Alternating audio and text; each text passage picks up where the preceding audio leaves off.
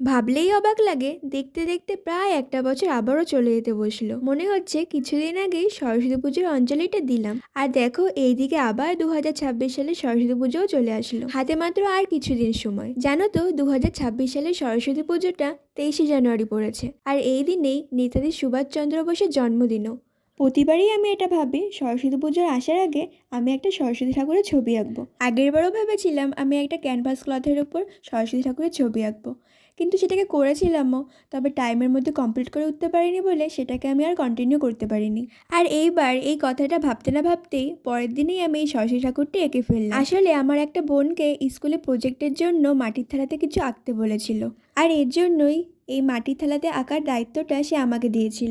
তাই আমিও ভাবলাম মাটির থালাতে যখন আমি কিছু আঁকবই, তখন সরস্বতী ঠাকুরের ছবিটাই আঁকি। আর সেই মতো পিন্টারেস্টে একটা ভালো ছবি খুঁজতে খুঁজতে আমি এই কিউট সরস্বতী ঠাকুরের ছবিটা দেখতে পেলাম। যদিও বোনটাও চেয়েছিল আমি তাকে মাটির থালাতে ঠাকুরেরই কোনো একটা ছবি এঁকে দিই। এর জন্য আমিও ভাবলাম সরস্বতী ঠাকুরের ছবিটা এঁকে দেওয়াই বেশি ভালো হবে, কারণ বিদ্যার দেবী হচ্ছে সরস্বতী ঠাকুর।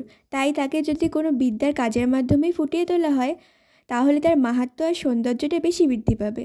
এবার আসা যাক আমি এই কিউট সরস্বতী ঠাকুরটাকে কী কালার দিয়ে আর কেমন করেই বা আঁকলাম সেইটা নিয়ে। ফার্স্টে মাটির থালাটাকে আমি জল দিয়ে ভালো করে ধুয়ে নিয়েছিলাম। তারপরে অ্যাক্রিলিক কালারের একটা সাদা কোট মাটির থালাটার ওপর দিয়ে নিই। এরপরে সরস্বতী ঠাকুরের হালকা করে একটা আউটলাইন করে নিয়েছিলাম। তারপরে রেফারেন্স পিকচারে যে যে কালার ছিল সেগুলোকেও বসিয়ে নিয়ে পরে আমার মন মতো যে কালারগুলোতে বেশি ভালো লাগবে সেই কালারগুলো করারও চেষ্টা করেছি। ছবিটা কমপ্লিট করার পর কেমন একটা ফাঁকা ফাঁকা লাগছিল, তাই আমি সরস্বতী ঠাকুরের নিচে একটা আসন এঁকে দিয়েছিলাম। তোমরা সকলেই দেখেছ সরস্বতী ঠাকুর মুখটা কিছুটা শ্বেত বর্ণের হয়, কিন্তু আমি এখানে শ্বেত কালারটা না করে হালকা হলুদ রাখার চেষ্টা করেছি। আসলে আমি এটা করার চেষ্টা করেছিলাম যাতে ঠাকুরটাকে একটু বেশিই কিউট লাগে। তোমরা জানো আমার এখানে সবথেকে বেশি পছন্দ হয়েছে সরস্বতী ঠাকুরের কোলে বসা ওই ছোট্ট হাঁসটিকে। কত সুন্দর করে ও মার কোলে ঘুমোচ্ছে। আমি এতদিনে যতগুলো কাজ করেছি তার মধ্যে এই কাজটা খুব কম টাইমের মধ্যে খুব সুন্দরভাবে হয়ে গেছে। মাত্র 2 ঘন্টার মধ্যে আমি এই সরস্বতী ঠাকুরের ছবিটা আঁকা কমপ্লিট করেছিলাম। অনেক আগে আমি ক্যামেরা অন রেখে ঠাকুরের চোখ, নাক এগুলোকে ভালো করে আঁকতে পারতাম না, কিন্তু এবার আর সেটা হয়নি।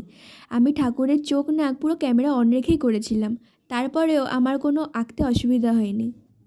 মাটির থালাতে এই ছবিটা আঁকা দেখে তোমরা বলো তোমাদের কেমন লেগেছে।